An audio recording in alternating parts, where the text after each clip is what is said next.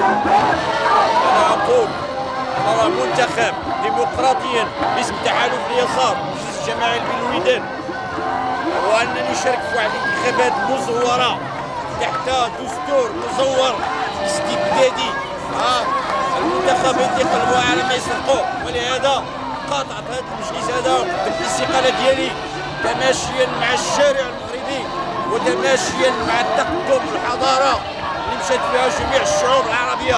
ولهذا أدعو الشعب المغربي إلى عدم التصويت ومقاطعة هذه المهزلة التي ستعيد نفس علاقة الإنتاج ونفس الأساليب ونفس الوجوه ونفس الأحزاب المتورطة في المال الحرام وكذلك في النهب وكذلك السلب وأيضا والمؤمنة مجموعة من المواثيق وخاصة الميثاق الجماعي اللي هو متخلف ويفتح المجال للسرقة والنهب. وتحية نضالية للجماهير الشعبية.